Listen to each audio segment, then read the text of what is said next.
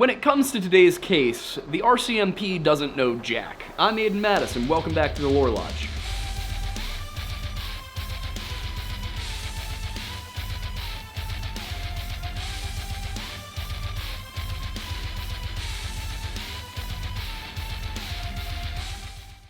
Much like the United States of America, the provinces of Canada are connected by a collection of interprovincial highways known as the National Highway System. Among these is Route 16, also known as the Yellowhead Highway, which covers over 1,800 miles from the Gwaii Archipelago to central Manitoba, and I will admit, I probably got the Gwaii Archipelago wrong. If somebody knows how to pronounce that properly, please tell me. The route connects numerous small communities and several of Canada's large cities, including Winnipeg, Saskatoon, and Edmonton, before it crosses the Canadian Rockies at its namesake Yellowhead Pass into British Columbia and towards the city of Prince George. From that point onward, until Highway 16 hits the west coast at Prince Rupert, it is known by another name: the Highway of Tears. The title is appropriate for the 450-mile stretch. Since 1970, an alarming number of people, most of them First Nations, have vanished on or near that road. And while not the only place in North America where Indigenous people go missing at an alarming rate, the Highway of Tears is one of the most studied, in part due to a 2005 investigation actually requested by the RCMP. According to Laurie Colbert and Neil Hall at the Vancouver Sun, British Columbia's Unsolved Homicide Unit was tasked to examine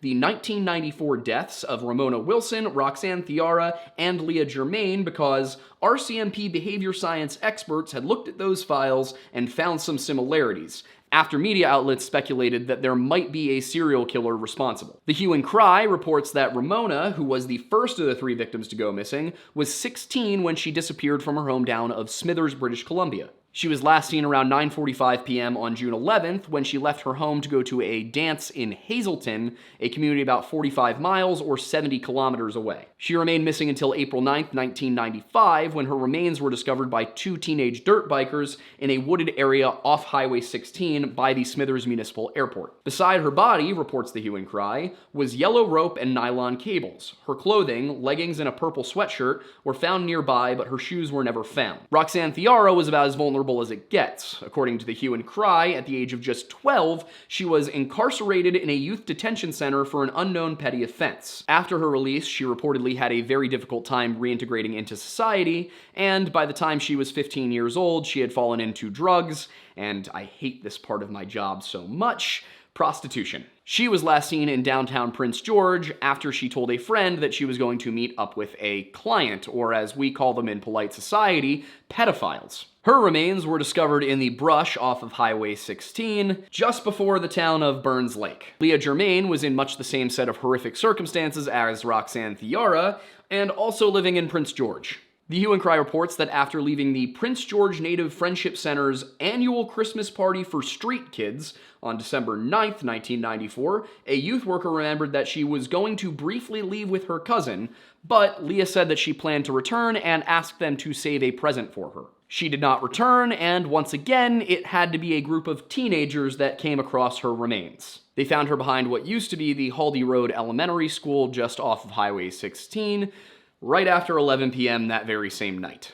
11 years later, in 2005, when the RCMP finally got around to realizing something was fishy about three teenage girls going missing in the same place over 6 months, they finally asked the British Columbia Unsolved Homicides Unit to look into this and to determine whether they had one serial killer or if this was the work of multiple people. Upon review, they discovered that regardless of the answer to that question, they had a much bigger problem on their hands. There weren't just 3 such cases. There were at least 18. To make matters worse, that's just the number acknowledged by the Royal Canadian Mounted Police, and it seems that that has not been updated since 2007. If you ask the native population, they'll say that it's at least 40, and that the count has by no means ceased to grow in the years since the investigation was launched. Today's case is one that is absent from the RCMP's ePANA list, what they call their Highway of Tears database, but it's not because it happened in the last 17 years. In fact, it was a pretty well-known incident in British Columbia for a solid 15 years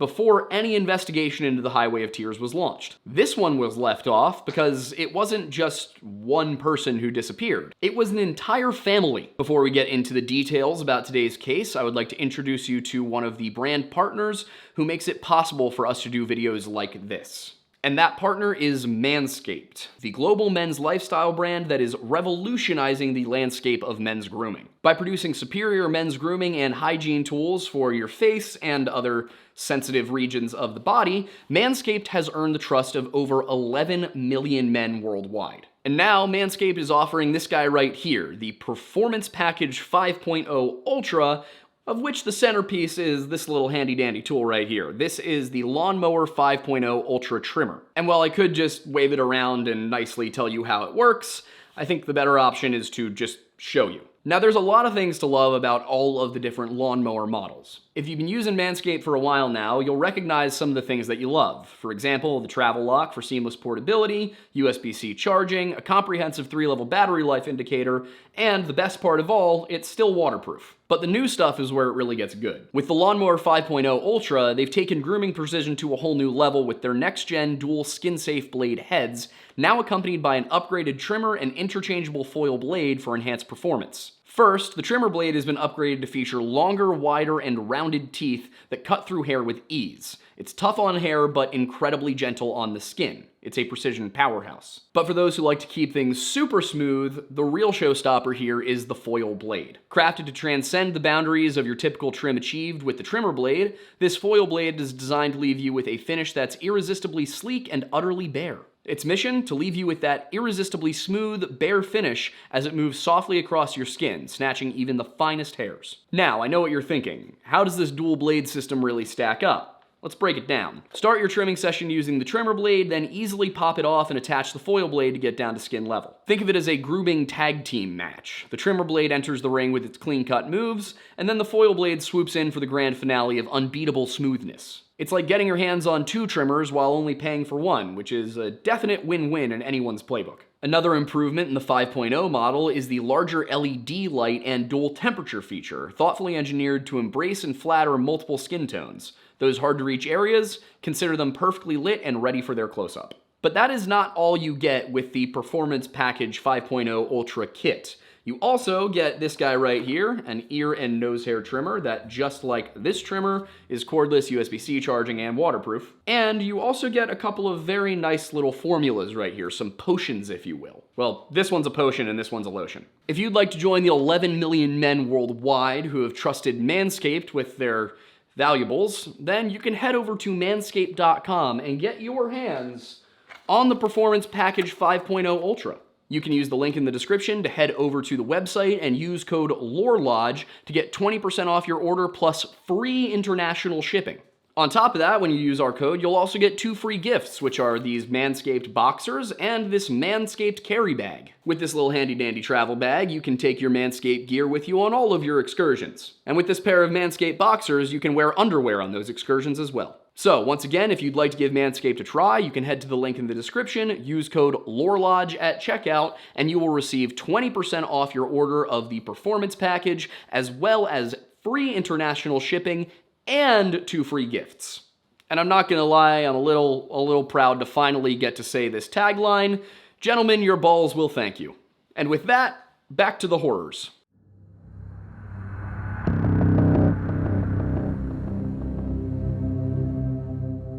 Ronnie and Doreen Jack were high school sweethearts, at least in a sense. According to Ronnie's mother, Mabel Jack, the two were friends for several years before they began a romantic relationship. Speaking to Lisa Meaches, an Anishinaabe filmmaker responsible for the 2022 Canadian true crime series Taken, Doreen's younger sister Marlene explained that the two were on the bus home from school one day when Ronnie asked his future wife to be his girlfriend. Marlene told the producers of the show, she goes, "Marlene, come here quick, I want to tell you something." She was so happy and excited about that, and she told me that Ronnie asked her to be his girlfriend. While it might sound like a cute high school love story, the truth is that Doreen was in a pretty bad place. Accounts of exactly what was going on during Doreen Jack's later teenage years vary in some rather significant ways, depending on who is telling the story. Ronnie's mother told officials that at the age of 16, Doreen had moved in with them because she didn't want to stay in the house where Dad died. In addition to that, Mabel described Doreen as being very helpful and kind, and told officials that she and Ronnie's relationship didn't have any difficulties at all. Marlene's testimony, on the other hand, suggests that Doreen was not living with Ronnie at the time the two began dating, and that their father was very much alive until he passed away from cancer in 1982. Either way, it really wasn't the biggest complication in Doreen's life. In 2017, while speaking at the MMIWG inquiry in Smithers, Marlene told Canadian officials that her sister had been assaulted while attending Prince George College, a Catholic high school in the town, an event which resulted in the birth of her elder son, Russell, on February 28, 1980. Both Mabel and Marlene's accounts seem to agree that Doreen and Ronnie were together when this occurred, but neither of the women named the perpetrator. Mabel simply didn't mention it at all, while Marlene said that her sister did say a name, but that for mentioning that name, she got beat up. There was no further explanation as to who was responsible for the beating, but Marlene did explain that their father did not want her and Laureen at home at the time because Doreen was pregnant. Given the two accounts, it seems most likely to me that Doreen moved in with her in-laws after Russell was born, and that Mabel's memory simply wasn't as sharp nearly 4 decades after the relevant events. It's also possible that Mabel and Marlene saw two different sides of this relationship. As I mentioned before, Mabel told the inquiry that there were no difficulties in Doreen and Ronnie's relationship, but Marlene believes that there was some level of abuse in the relationship. Sometime after moving in with Ronnie, but before the birth of their second son, Ryan, Marlene said that she and her sister were at a rodeo ground near Burns Lake when Ronnie suddenly began beating Doreen. According to Marlene, she and her sister were laughing about something and just talking and having a few drinks, when suddenly Ronnie punched Marlene in the face. After she came to, she saw Ronnie beating up on Doreen and said that her sister wasn't even crying or screaming or nothing, she was just protecting herself. According to her testimony, the beating only ended when 3 brothers, those being Robert, Ken, and Jack Burt, intervened and began beating Ronnie into submission. Marlene was very confused by her sister's reaction to all of this, describing how she just laughed it off and then proceeded to ponder what had caused her husband to have such an outburst. It was the first time that Marlene had seen Ronnie lash out like that, but from the way she talked about it, doesn't seem like she believes it was the last. Whatever the case, the couple's second child, Ryan, was born several years later on July 26, 1985, and a few years after that, Ronnie and Doreen moved their little family from South Bank into a little rental house on Strathcona Avenue in Prince George. I haven't tracked down a source for Wikipedia's claim that Ronnie lost his job at a sawmill just prior to the move, but a loss of work seems like a reasonable enough explanation for said move. Unfortunately, it didn't do much to improve their situation, Mabel Jack telling Lisa Meaches of Taken that her son was, quote-unquote, desperate to work at the time of his disappearance, which is a factor that can really only be described as crucial to what happened next.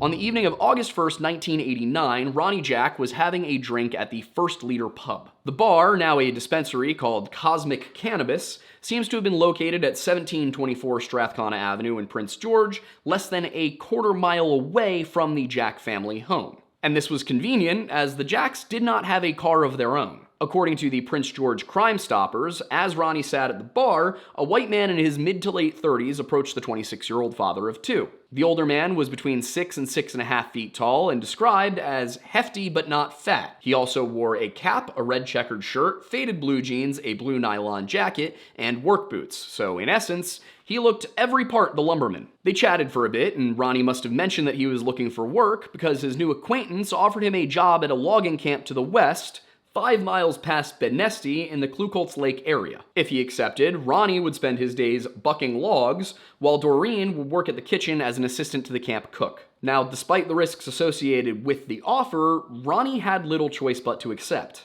He was, as his mother later said, desperate for work, and so far as he could tell, this did seem like a legitimate opportunity. Still, he wanted to take precautions, and RCMP Constable Judy Thomas would later tell the Free Press News that before leaving the house that night, Ronnie reportedly called one of his brothers in Burns Lake to ask if he could take Russell and Ryan for 2 weeks. The other Jack said that he was unable to watch the boys, at which point investigators believe that the man offering Ronnie the job may have suggested the kids would be taken care of at the logging camp daycare. With all of that settled, Ronnie called his mother and explained to her that he would be working for 8 days to 2 weeks between Vanderhoof and Klukoltz Lake. In 2017, at the inquiry, Mabel would inform officials that he told her, "Mom, if I don't come back, come and look for me at the house." Mabel is the last person known to have spoken to any member of the Jack family that night, but she was not the last person to see them. At the time, Laureen Jack, the youngest of the sisters, actually also lived in Prince George. Speaking to the Taken team, she explained that she saw Doreen running in and out of the house the night they went missing,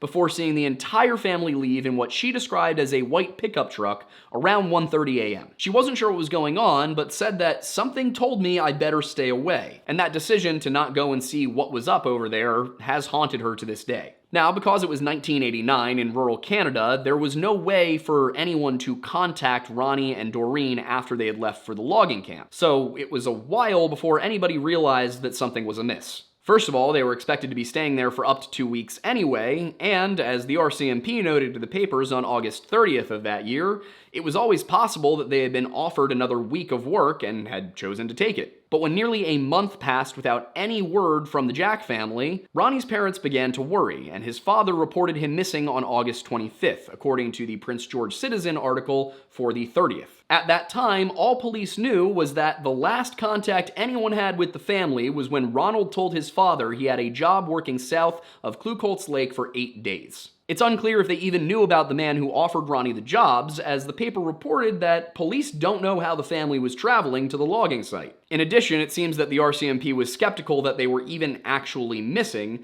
a spokesperson offering that it was possible he found further employment and hasn't bothered to call home. But the lack of details was not the only hurdle in finding the Jacks. On September 7th, the Prince George Citizen published an article with a very inaccurate headline reading, "Family is safe." Incorrectly referring to the Jacks as a Burns Lake family, the short entry reported that the Jacks had been found safe and sound after they contacted the RCMP and Ronald's worried father to say that they were all right. That, of course, was not remotely true, but it did lead to the investigation, if there ever in fact was one, grinding to a very sudden halt only a week after the disappearance was announced to the public. The Prince George archives aren't the easiest thing in the world to search, but from what I could dig up, it seems that a correction was not published until November 25th, and even then something wasn't right. Where the September entry said that the family had called the RCMP, the November follow-up reads, "The sighting turned out to be a false alarm." There is obviously a very big difference between a phone call and a sighting. Which was it? But when I read that, it immediately reminded me of another MMIW case that we had covered a while back, the story of Amber Tuccaro. Amber's disappearance and horrifically botched search effort, if you can even call it that, occurred almost 21 years to the day after the Jack family disappearance. And the similarities are eerie, to say the least. Amber was a young single mother who vanished while on a trip to Edmonton with her young son and a new friend named Evangeline. Like the Jacks, Amber disappeared in August, and then, just days into September, the RCMP removed her from the missing persons database. According to a 2019 article in the Toronto Star, released following the publication of the 2017 inquiry process, the RCMP publicly stated they had no reason to believe that Amber was in danger 8 days after she'd been reported missing. There was no evidence that she was just out partying, which was the RCMP's explanation for her disappearance when it was brought to their attention. Instead of going out and looking for a missing woman who was in from out of town with a person that she did not know very well who had suggested a random shopping trip to a city several hours from their home that they had to fly to, they said that the family needed to wait 24 hours, which has never been an official policy as far as I'm aware, but used to be an unofficial policy followed by a lot of departments across North America. In the United States, this unofficial policy that you had to wait 24 hours to report somebody missing was actually legislatively obliterated after the 2008 disappearance of Brandon Swanson, which is also a case we've covered on this channel. Brandon's law, which asserted that law enforcement must begin looking for a person as soon as they are reported missing, was first passed in Minnesota in 2009, and iterations of it quickly spread across the United States. I'm not sure if Canada has changed things since, but had that policy been followed in the case of Amber Tuccaro, it's very possible they would have found the man who killed her. In addition to all of that, in both the cases of the Jack family and Amber Tuccaro, the parents made it very clear to the RCMP that their missing children were, as Mabel Jack put it, not the kind to drop out of contact with family members. But that was not taken seriously. Despite the RCMP's reluctance to actually investigate the Jack family's disappearance, and much as with the case of Amber Tuccaro in 2010, it took months for there to be any community awareness of what was going on. But eventually, Crime Stoppers in Prince George was able to put together a $2,000 reward for information leading to the recovery of the Jack family in February of 1990. While 6 months is a ridiculous amount of time to pass before revealing any information about an entire family that disappeared from a relatively small town, the good news is that more information had accumulated. The result of this was the description of the suspect given earlier in this episode. Along with being 6 to 6.5 feet tall, hefty but not fat, and dressed like a lumberjack, the potential killer was also said to have a clear complexion, brownish-red side-parted hair which fell to the bottom of his ears, a mustache, and a beard approximately 1 to 2 inches in length based on police sketches. By comparison, Ronnie, the largest member of the Jack family, was only 5 feet 6 inches tall and 150 pounds. So chances were that in a fight between these two men, Ronnie was not going to come out on top. Question is that what happened?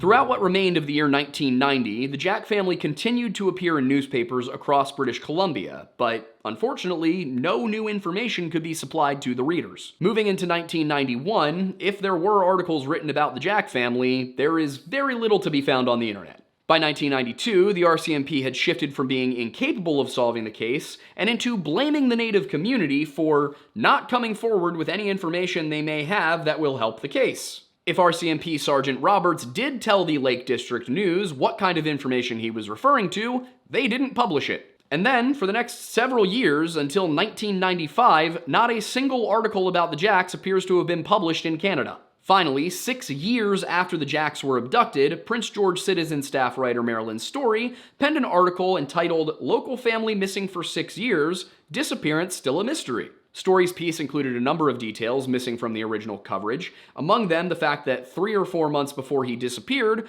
Ronnie told his mother that he owed someone some money. Furthermore, Story revealed that the night the Jack family disappeared, a male relative was in the home, and this relative had heard the conversation between Ronnie and his mother. According to the article, this man left sometime between 1:15 and 1:30 a.m. that night. So far as I can tell, that man's identity has never been revealed to the public, but if he knew anything, it didn't help solve the case, and as 1995 came to an end, there was no forward progress. It would take until January 28th of 1996 for a real clue to materialize in the form of a tip submitted over the phone to the Vanderhoof RCMP field office, or potentially to the after-hours operator of the Vanderhoof police, and then it got shifted to the RCMP.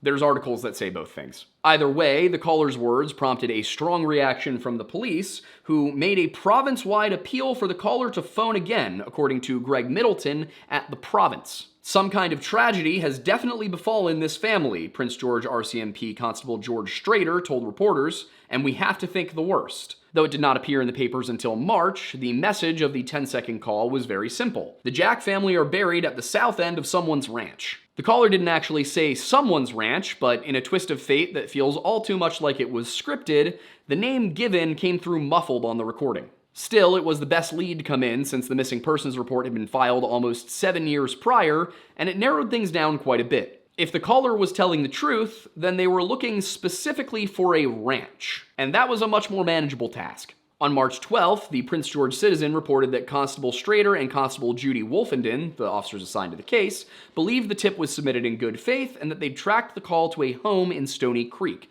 a small community about 6.5 miles southwest of Vanderhoof. Shockingly, the call was later traced to a home that had been visited by Vanderhoof police officers that very same night, just 45 minutes later, after a neighbor complained of a disturbance. When police arrived at the residence, there were between 6 and 9 people gathered for a small party. Officers were able to track down more than half of the people who had been there that evening, but after conducting a series of interviews, They did not believe that the caller was among those to whom they had spoken. At the time of the article's publication, police were still working to track down the remaining partygoers, but given the lack of a breakthrough, it seems that they were unsuccessful in finding their mystery caller. That meant that they had to figure out whose ranch they were digging up based off of that muffled phone call alone, a task at which even faculty at the University of British Columbia could not succeed. Speaking to the province in 2000, Constable Judy Wolfenden, by that point Constable Judy Thomas, seemed to believe that the voice on the phone was saying Gordy's Ranch. The problem was, as she put it, there's a lot of Gordy's ranches. She continued, telling reporter Jason Proctor, "We've put people under hypnosis, we've spoken to psychics, we've done actual excavations.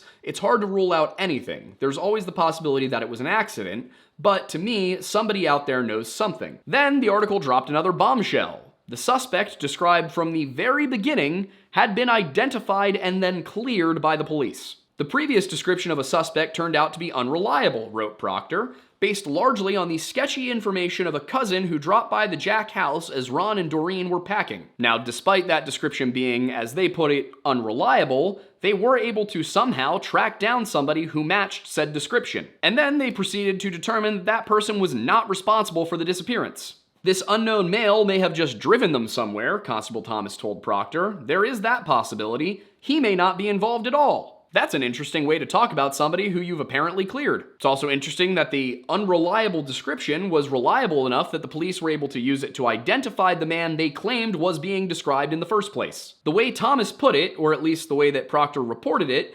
suggests that the man was in fact at the Jack household that night, and that they did in fact leave in his vehicle. So if those two things are still true, how exactly were they able to clear him? It was 1:30 a.m., and even if he had taken the family out to Kukolt's Lake, he could easily have made it the 40 or so miles there and back by morning. Realistically, if he killed them, he probably didn't go anywhere near that far, and if he was smart, he didn't even go in that direction. So what precisely was it that made police so sure the man that they had identified was not responsible?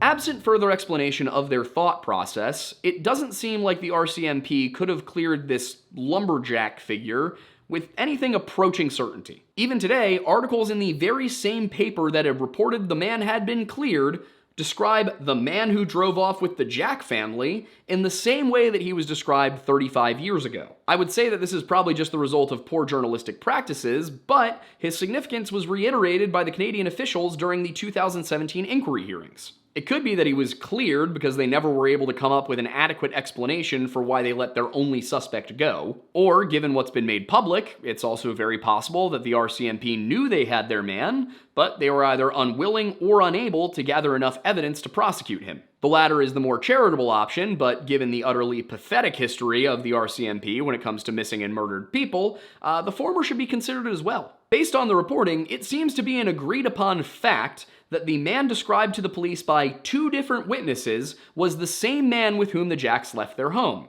In order for him to have been cleared, one of two things must be true. He must have proved either that he dropped them off safely somewhere along Highway 16, or that he took them to the logging camp. The former would be the easiest to argue and nearly impossible to prove false, but I think the key here may lay with one seemingly small detail: the daycare. First of all, there's the fact that Doreen's relatives were very confused when they heard that the man had offered daycare at a logging camp. Now, I am not an expert on 1980s Canadian logging practices, and I did try to figure out if schools or daycares were common at logging camps. I gotta be honest, I was unable to do so. But one very simple fact is that if logging camps in 1980s Canada did not have daycares, this man was lying and should not have been cleared. But if the man who took the Jacks was telling the truth about the daycare, then it should be pretty easy to come up with a list of locations where he may have taken them. All they'd have to do is identify logging camps with daycares in the Kukolt's Lake area. Checking those places would quickly tell them if the man had actually delivered the Jack family to a logging camp, and they could then refocus their resources there. And if there was a camp, then this man, who must have been an employee of that camp to offer them the job, should have known what happened to the Jack family after he took them to the camp, and therefore should not have been cleared. And if there wasn't a camp, then the man lied about the job offers and should never have been cleared. So the question must be asked, why was this man cleared? The only thing I can think of is that he was a logger, and they were able to identify his camp, but for some reason, the Jacks had been dropped off before reaching it. The lumberjack could easily just tell the police that the family had asked to be let out early, and he never saw them again.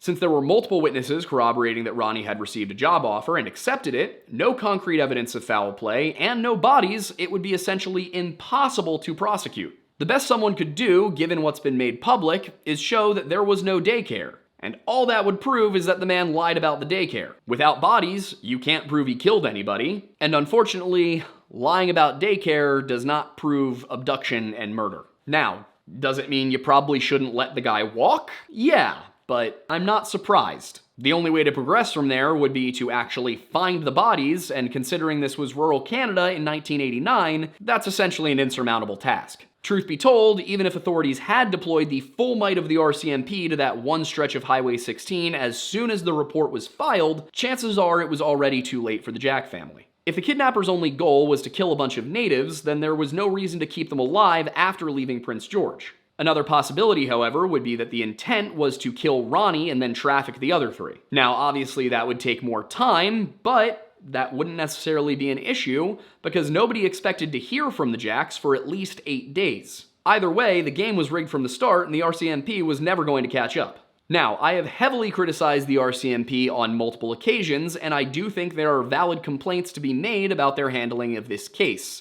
Not the least of which being that just 7 days in, they shut the entire investigation down because of a single uncorroborated phone call or sighting. That said, this is an issue that goes beyond ineffectual law enforcement. Looking at the list of names of those missing or murdered along the Highway of Tears, there are 2 recurring factors, and they are poverty and ethnicity. Time and again, victims were vulnerable primarily due to their economic status, and the RCMP's negative attitude towards First Nations communities caused investigations to be slow and ineffective. A constant refrain is that those they couldn't help lived high-risk lifestyles, while articles and officers alike frequently blame the native population for not being helpful enough during investigations that barely involve any effort from the police in the first place. Now, it should be mentioned that the missing and murdered Indigenous women problem is not unique to Canada. It also exists in the United States. And the United States government, much like the Canadian government, established a task force to study the problem and come up with solutions.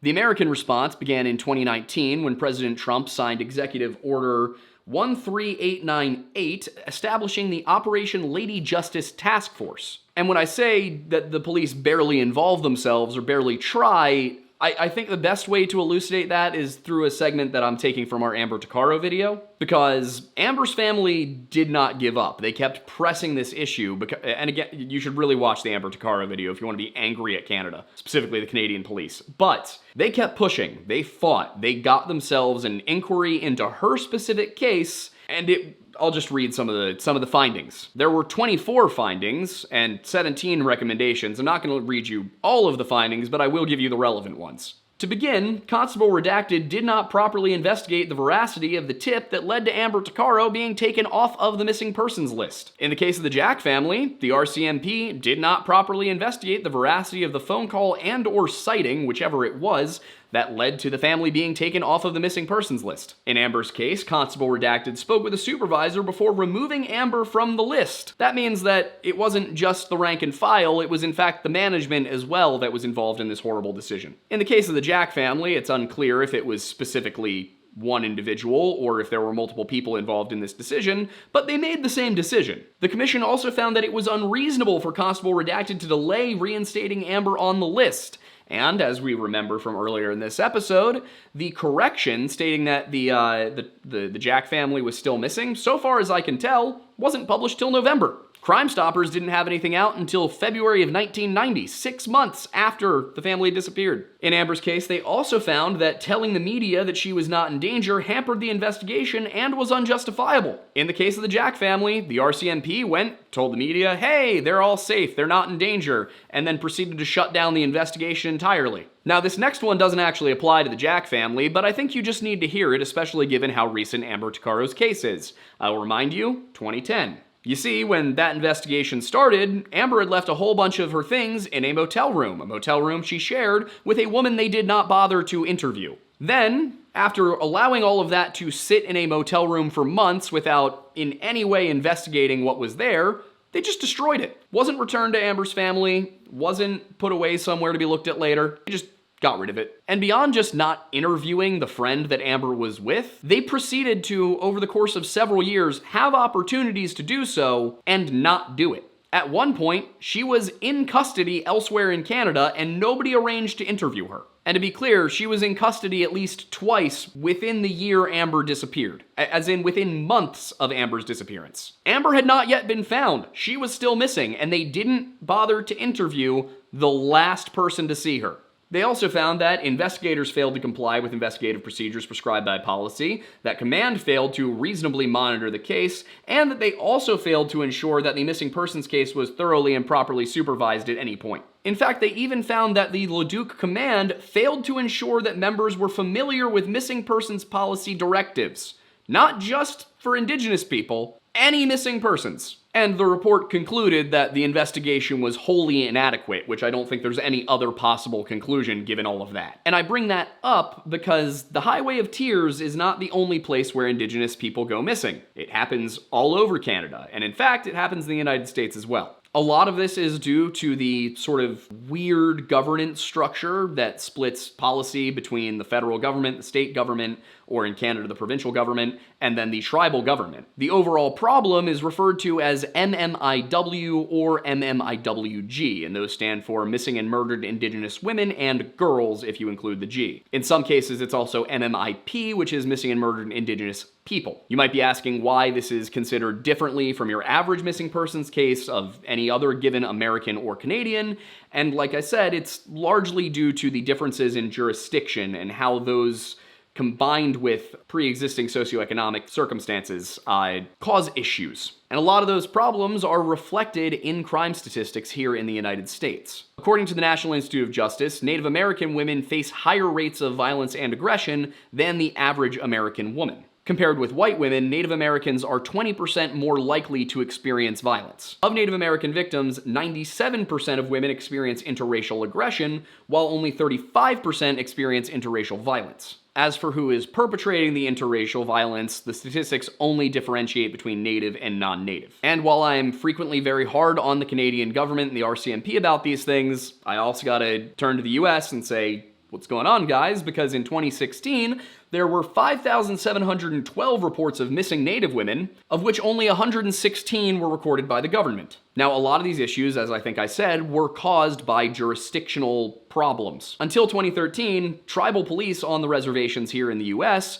could not prosecute for domestic violence against Native Americans committed by non-natives, even if it occurred on the reservation. After 2013, they were able to detain and investigate domestic violence incidents, but not really anything else involving non-natives on reservation land. That responsibility fell to the state police, but the problem there was that state police could not prosecute for crimes committed on native land. Thankfully, things here in the US have improved quite a bit, though there's definitely still a ways to go. In 2019, President Trump established a task force to look into MMIW, and following that task force's report back in 2021, there have been a number of changes. For example, since 2022, state police can now go onto native land and prosecute for crimes committed by non-natives. In addition, the authority tribal police have to prosecute has been brought in to include crimes other than just domestic violence. So the ability of state police and tribal police to work together has been massively improved. This has involved a combination of legislative, executive, and judicial branch actions,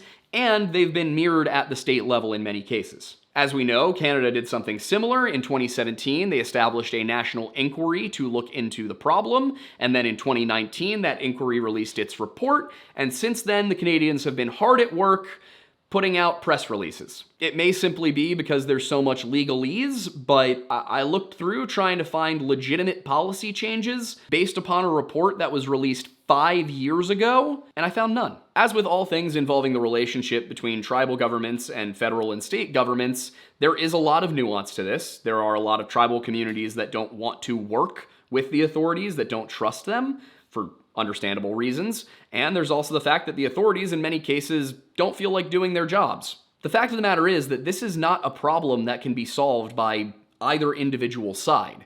It's something that requires we learn to trust each other, we learn to care about one another, and we learn to work together. You know, while the Jack family were members of a Dene community, Amber Takaro was a member of an Algonquian community. And I'm reminded as I talk about this of the 7 fires prophecy and the 8th fire that supposedly comes at the end if we are willing to make the choice. For those of you who haven't seen our videos involving the 7 fires prophecy, the gist is that the 7 fires, we're in the 7th fire right now, which is the period where there is tension between the natives and the white folk. The 8th fire in the prophecy is an option that we have. It's actually laid onto the hands of the light-skinned race described by the prophecy.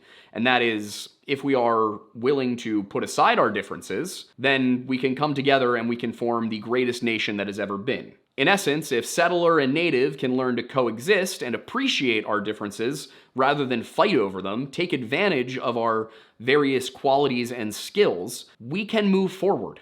The 8th fire doesn't ask us to give up what makes us who we are. It just asks us to learn how to appreciate one another, learn how to use our strengths to complement one another instead of divide and fight. And whether it's prophecy or philosophy, I have to get behind what the Anishinaabe came up with here. The gist of what I'm saying here, the point that I'm trying to get across, is that I want to see a future where there is no MMIW. Not because they're native, but because we're all American. And I am sure that many, many Canadians feel the same way.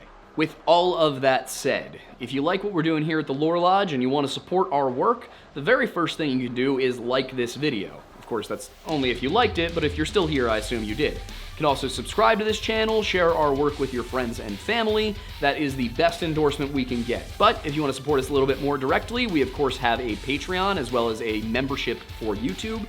Those are both intro $1. You can join for $1 and get all of the perks, the extra content, all for that $1. The content I'm talking about is specifically our Liquored Lore podcast, which we actually got to shoot a whole bunch more of because, oh boy, we're behind. But you get to see Aiden and I have a few and get silly and talk about not silly things, and sometimes also silly things. There are higher tiers that is most useful over on Patreon, where you get a whole bunch of free gifts as part of your subscription after 3 months. You can also support us materially by purchasing our coffee from Tableau Roasting Company. I've pitched it so many times now, but the gist is, it's good. We also recently signed with Bunker Branding to provide you brand new, high-quality, American-made merchandise. We have several t-shirts available, and soon we will also have hats and hoodies.